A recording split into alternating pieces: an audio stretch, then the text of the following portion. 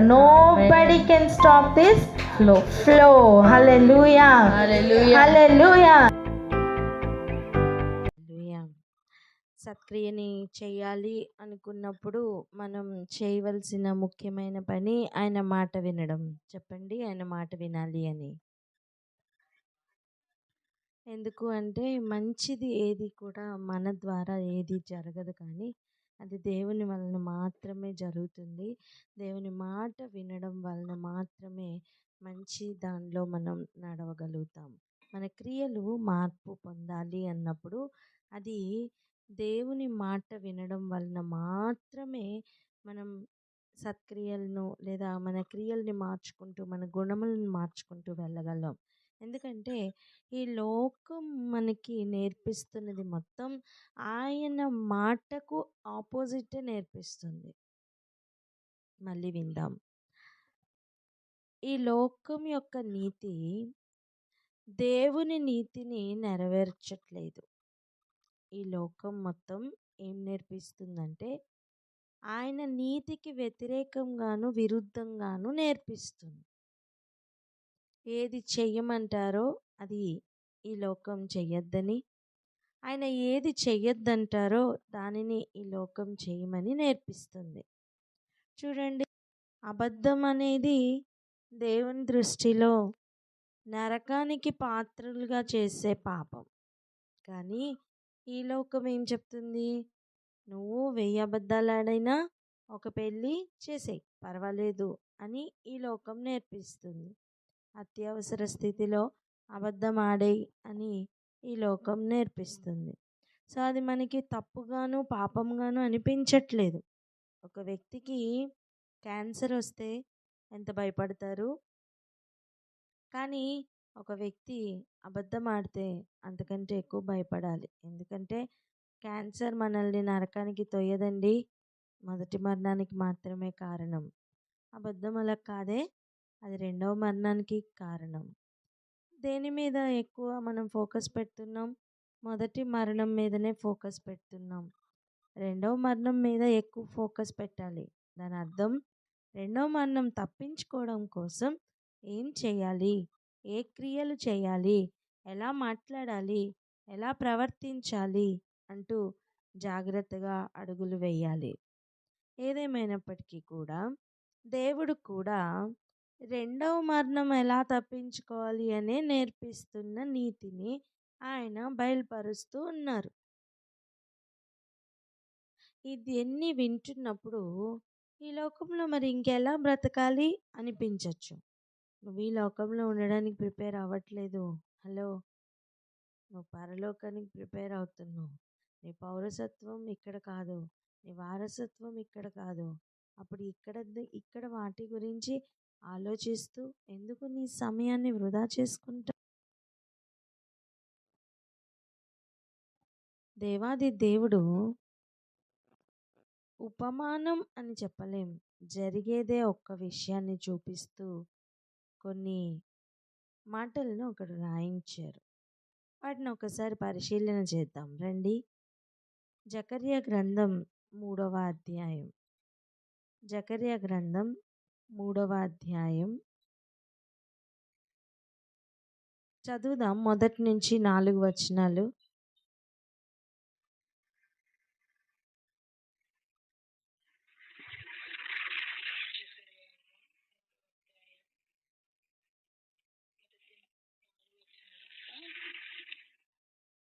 అవునరా.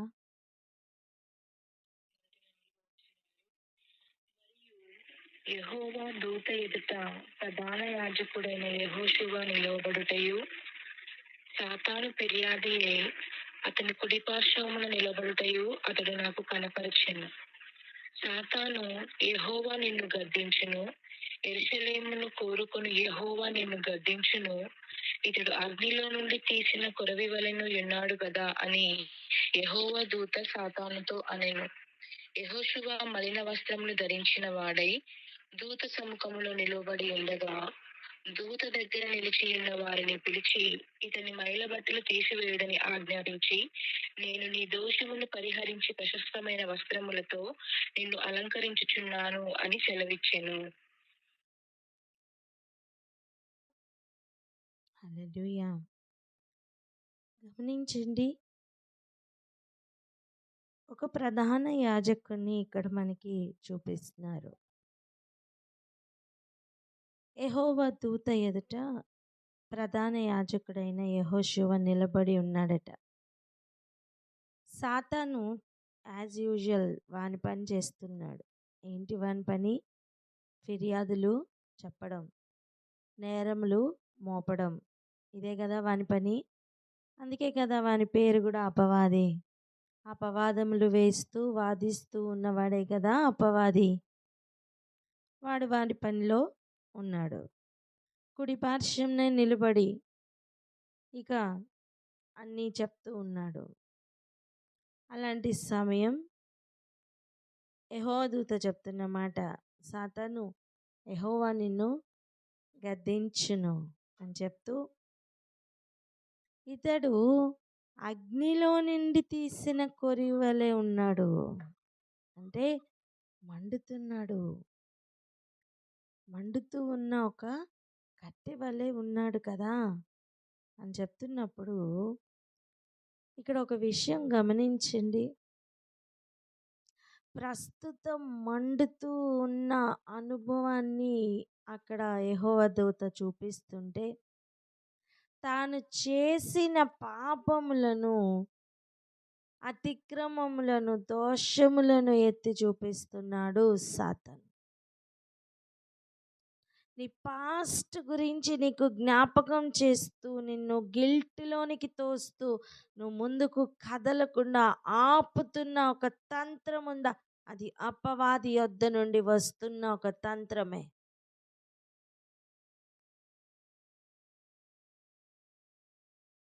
అగ్నిలో కాలుతున్న అనుభవం ఒకసారి ప్రారంభమైందా, అది చల్లారిపోకుండా చూసుకోమ్మా. ఇంకా మండుతూ, ఇంకా మండుతూ, అనేక కట్టెల్ని మండిస్తూ ఇక కొనసాగిపో.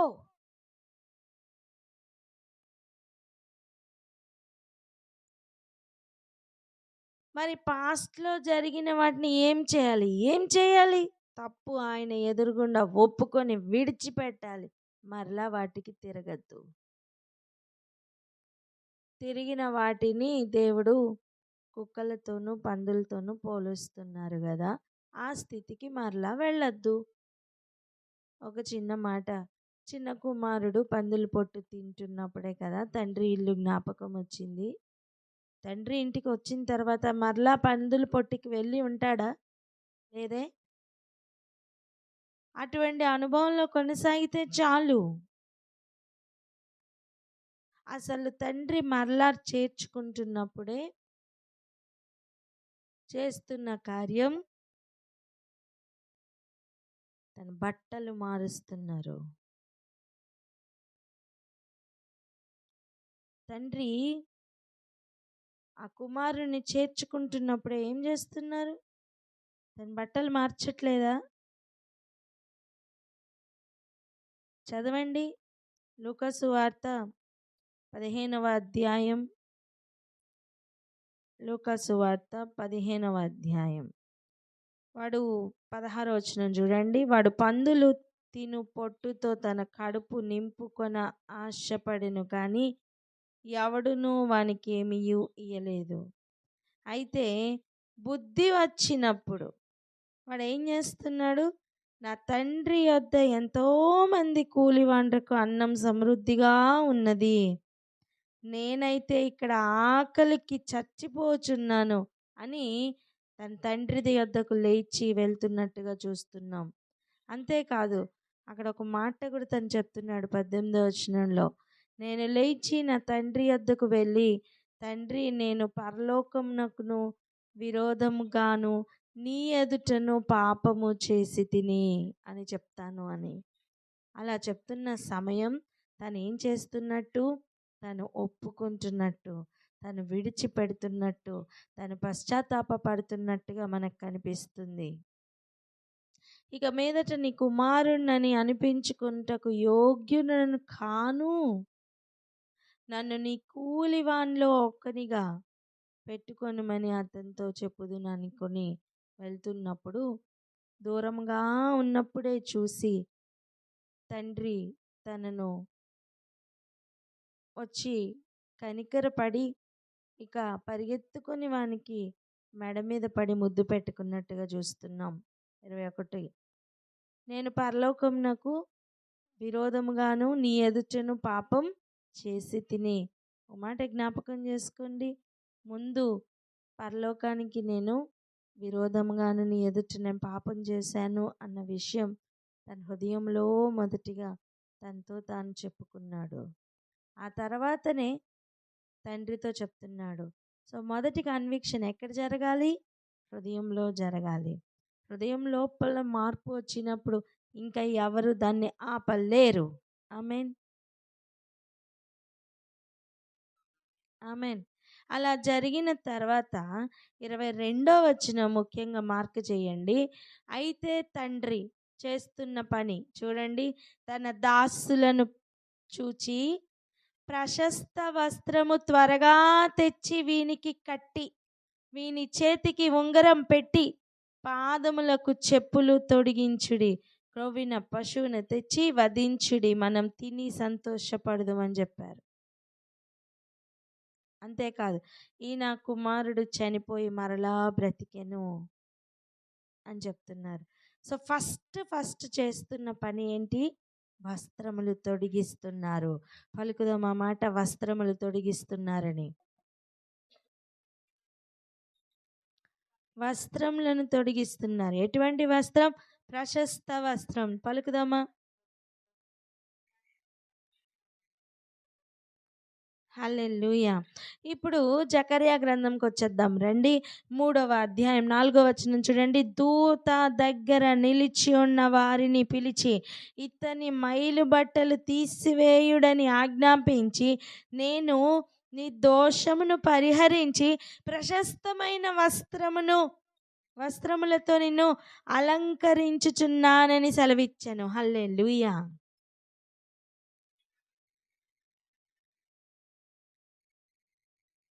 దయచేసి మ్యూట్లో పెట్టుకోండి. మీ దగ్గర నుంచి వస్తున్న శబ్దములు చాలా ఉన్నాయి, మిగిలిన వారు వినలేరు.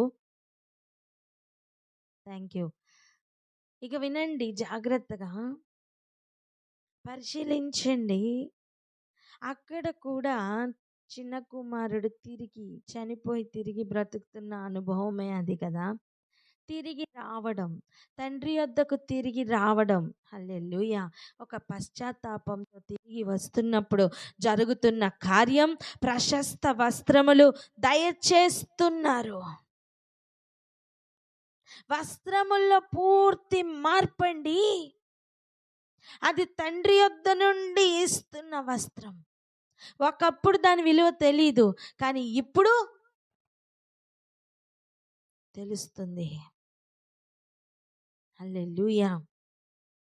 ఎగ్జాక్ట్గా ప్రధాన యాజకుడైనా సరే యెహోషువకి జరుగుతున్నది కూడా అదే. గమనించండి.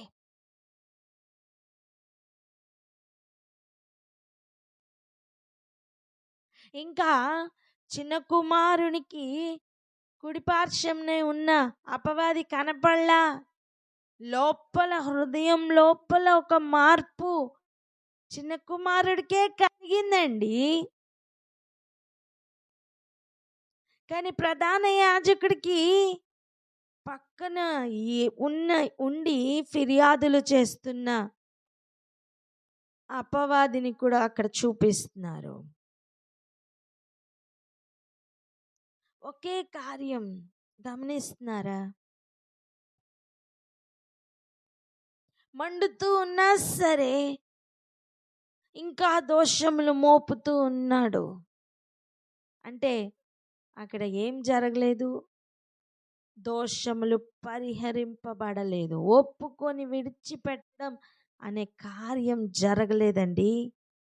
అందుకే చూడండి 4వ వచనంలో, దూత దగ్గర నిలిచి ఉన్న వారిని పిలిచి ఇతని మైలు బట్టలు తీసివేయుడి అంటే ఇంకా అప్పటికీ కూడా ఆ మైలు బట్టలు ఉన్నాయని అర్థం.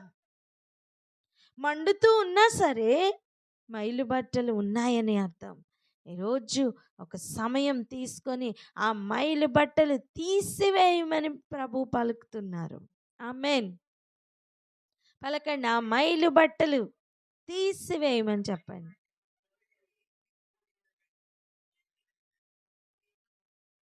హల్లెలూయా.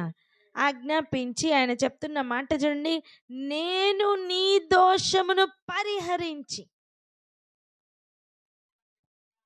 హల్లెలూయా. నీ దోషమును పరిహరించి ప్రశస్తమైన వస్త్రములతో నిన్ను అలంకరించుచున్నాను అని సెలవిచ్చెను. స్లైట్ డిఫరెన్స్ ఉంది చిన్న కుమారుడికి, ఇక్కడ ప్రధాన యాజకుడికి. మరలా పాపం చెయ్యకు అని చిన్న కుమారుడితో తండ్రి చెప్పనవసరం లేదు. ఎందుకంటే నేను కుమారునిగా ఉన్నప్పుడు నేను ఎలా ఉండేవాడిని, నిన్ను విడిచి వెళ్ళినప్పుడు నేను ఏమైపోయాను అని చిన్న కుమారుడికి అనుభవపూర్వకంగా అర్థమైంది. కానీ ఈ ప్రధాన యాజకుడికి అలా కాదండి. అందుకే ప్రధాన యాజకుడికి కొన్ని ఇన్స్ట్రక్షన్స్ ఇస్తున్నారు ప్రభు. ప్రశస్త వస్త్రం అయితే ధరింపజేశారు, కానీ ఇంకా చెప్తూ ఉన్నారు కొన్ని మాటలు. వాటిని మనం ఈరోజు చూడబోతున్నాం. జాగ్రత్తగా ఒక్కొక్క మాటను రిసీవ్ చేసుకుందాం. చూడండి 7వ వచనం, సైన్యములకు అధిపతియగు యెహోవా సెలవిచ్చినదేమనగా, నా మార్గములలో నడుచుచు నేను నీకు అప్పగించిన దానిని భద్రముగా గైకొనిన ఎడల నీవు నా మందిరము మీద అధికారివై నా ఆవరణములను కాపాడువాడవగుదువు. మరియు ఇక్కడ నిలబడు వారికి కలిగినట్లు నా సన్నిధిని నిలుచు భాగ్యం నీకిత్తును.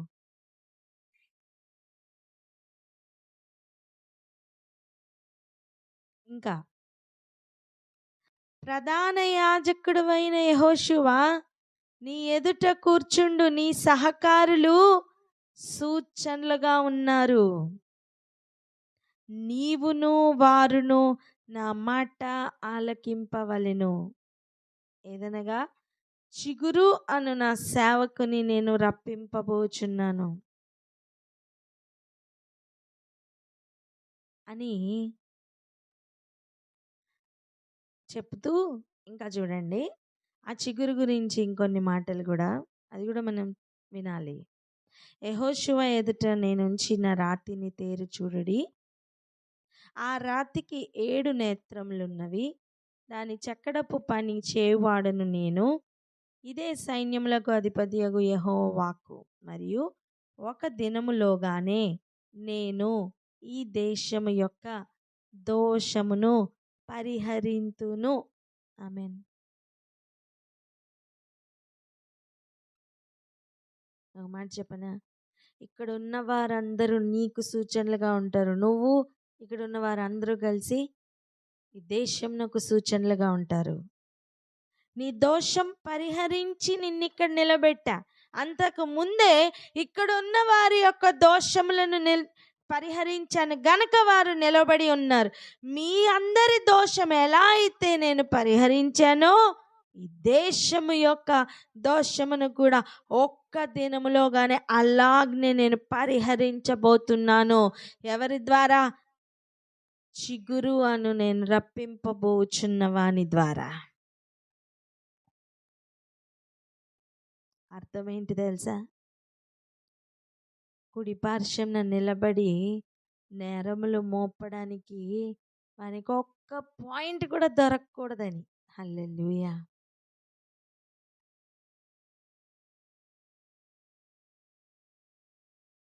మీరు గమనించండి, ఇప్పుడు దేవుడు దోషమును పరిహరించిన తర్వాత యెహోషువ మీద ఇంకా నేరం మోపడానికి ఏమైనా ఉంటుందా?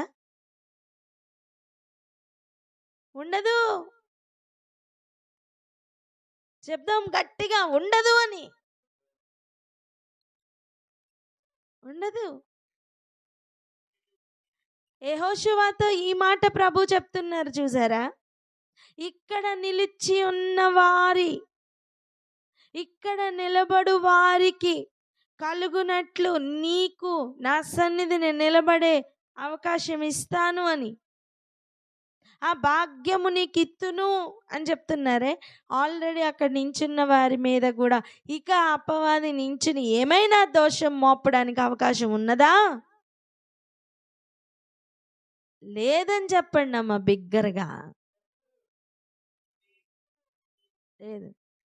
ఇప్పుడు చెప్పండి, ఈ దేశమునకు కూడా దోషము పరిహారం జరిగిన తర్వాత ఆ దేశము మీద ఏమైనా నేరం మోపడానికి అపవాదికి అవకాశం ఉంటుందా? ఉండదు, ఉండదు. ఇదిగో ప్రభు ప్రభు అదేనండి మన నుంచి కోరుకుంటున్నది. ఒక్కొక్క వ్యక్తి అలా దోష పరిహారం జరుగుతూ వస్త్రములు ధరిస్తూ ఆయన సన్నిధిలో నిలబడాలి అని. హల్లెలూయా, హల్లెలూయా. ఇంకా మనం ముందుకు వెళ్ళాలి. ఇంకా అక్కడ ఒక్కొక్కరు అలా చేర్చబడాలని, అలా దేశములు పట్టబడాలని, దోషములు పరిహరింపబడి అపవాది నేరము మోపడానికి అవకాశం లేకుండా ఒక్కొక్క పట్టణం అలా అలంకరింపబడుతుంటే పైనుంచి దిగి వస్తున్న యెరూషలేము అను ఆయన భార్యను ఆ పట్టణమును ఒకసారి చూడండి, అలంకరించుకొని వస్తున్న పట్టణం.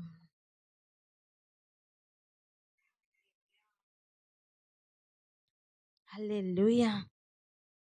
ఇంత కామ్గా ఎలా ఉన్నారో నాకైతే అర్థం కావట్లేదు. ఆలోచించండి.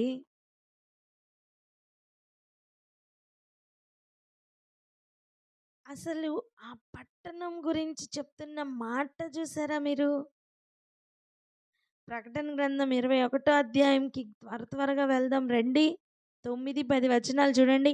అంతటా ఆ కడపటి 7 తెగుళ్లతో నిండిన 7 పాత్రలను పట్టుకొని ఉన్న 7 దేవదూతలతో ఒకడు వచ్చి చెప్తున్న మాట, ఇటు రమ్ము, పెండ్లి కుమార్తెను అనగా గొర్రెపిల్ల యొక్క భార్యను నీకు చూపెదను అని చెప్తున్నారు. పెళ్లి కుమార్తెను చూపిస్తానని చెప్తున్నారండి. ఏంటట? ఎలా? ఆత్మవశుడనై ఉన్న నన్ను ఎత్తైన గొప్ప పర్వతం మీదకి కొనిపోయి యెరూషలేము అను పరిశుద్ధ పట్టణమును దేవుని మహిమ గలదై పరలోకమందున్న దేవుని యొద్ద నుండి దిగివచ్చుట నాకు చూపెను. దాని అలంకరణ చూసారా? దాని యందు వెలుగు దగ మెరయు సూర్యకాంతము వంటి అమూల్య రత్నమును పోలి ఉన్నది. మనం వెలుగు వస్త్రం అంటే ఏంటి అని చూసుకున్నాం, గుర్తుందా? అలా ఈ పట్టణం వెలుగుతో నిండబడి ఉందండి.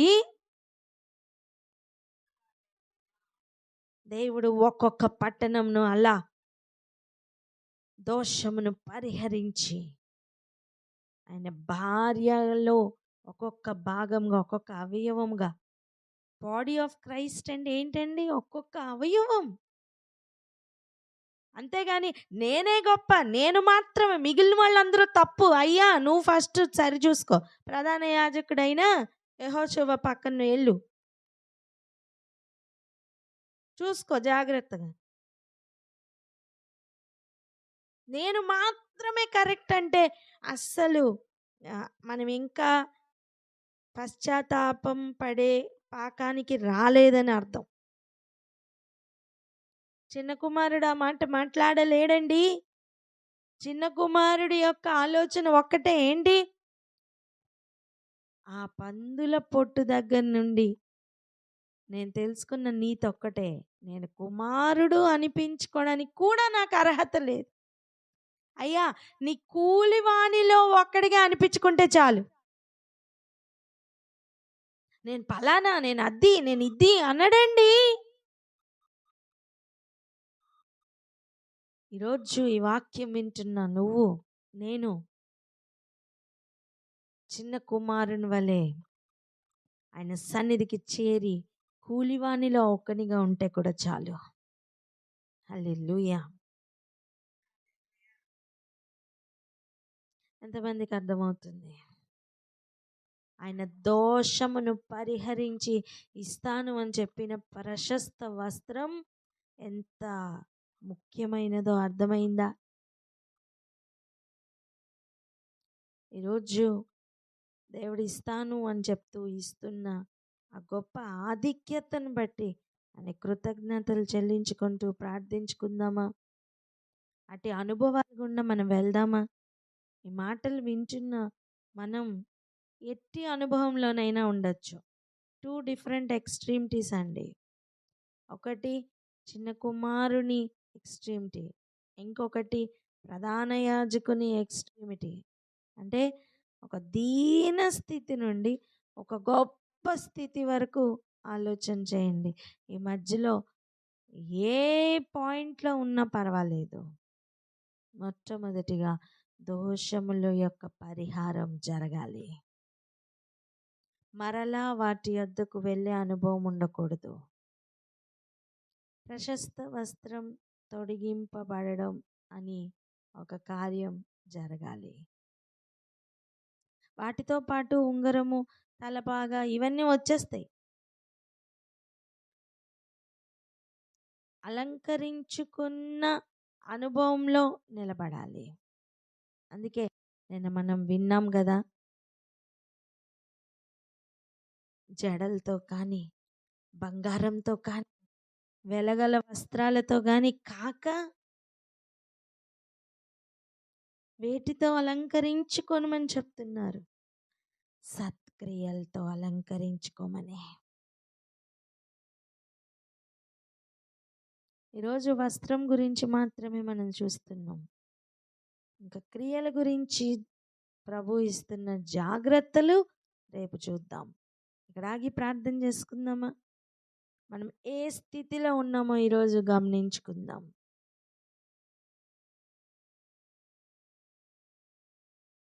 ప్రార్థన చేసుకుందాం అక్క.